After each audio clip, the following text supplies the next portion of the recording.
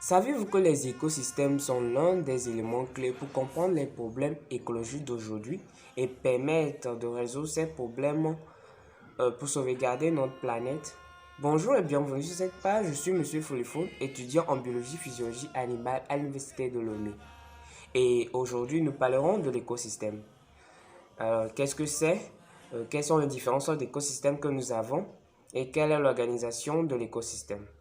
C'est de ça que nous parlerons aujourd'hui dans notre vidéo. Alors, sans plus tarder, qu'est-ce que c'est l'écosystème? C'est le biotope plus la biocénose. Le biotope, c'est le milieu de vie caractérisé par les conditions physiques et chimiques. Les conditions physiques, il s'agit de la lumière, la température.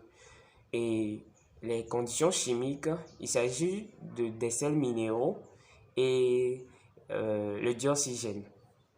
La biocénose, c'est l'ensemble des êtres vivants.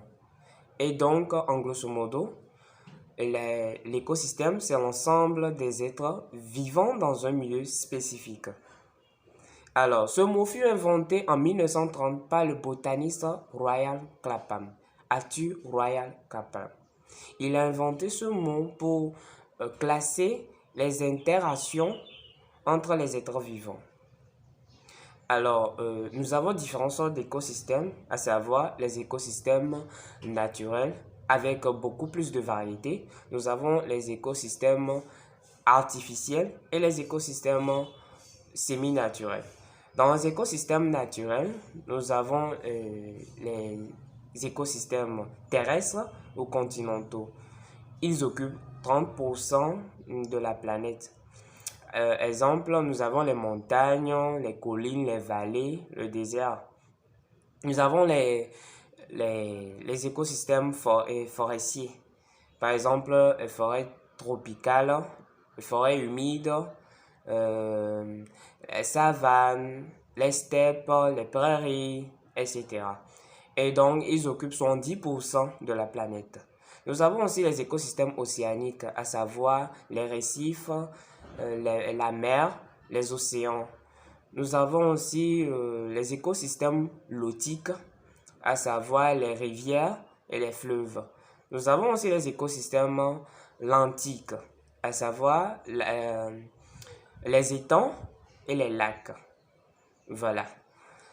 Et donc, nous avons aussi les écosystèmes artificiels. Il s'agit d'une modification du milieu naturel par l'action de l'homme. Et donc, par exemple, nous pouvons voir un aquarium, c'est un écosystème artificiel. Nous avons aussi un zoo, une ferme, un champ cultivé, une ville, par exemple. Nous avons aussi les écosystèmes semi-naturels. Par exemple, les barrages, les cours d'eau utilisés par navigation. Nous avons aussi le littoral aménagé, etc. Alors, nous allons parler maintenant de l'organisation des êtres vivants. Dans un écosystème, il y a une grande variété d'organismes ou de différentes sortes d'êtres vivants ayant les mêmes fonctions ou des fonctions différentes. Voilà. Entre mêmes espèces et les espèces différentes. À savoir, nous avons premièrement les producteurs. Ils sont autotrophes et aussi ils sont à la base de la chaîne alimentaire.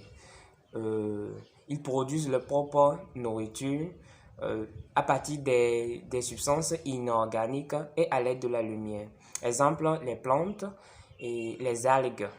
Nous avons en second les consommateurs. Ils sont hétérotrophes et se nourrissent des autres êtres vivants. Ce sont les animaux et aussi il y a l'homme.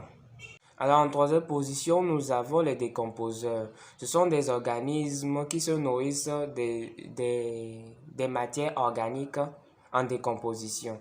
Par exemple, nous avons les champignons, les bactéries. Et donc, l'écosystème est un système à l'équilibre. Si l'un des éléments manque, il y aura un déséquilibre. Alors, c'est tout pour aujourd'hui. Je vous remercie de m'avoir suivi. N'oubliez pas de mettre un j'aime et de commenter. Et aussi, n'oubliez pas d'activer ma cloche de notification pour ne plus rater mes prochaines publications. Merci. et à bientôt.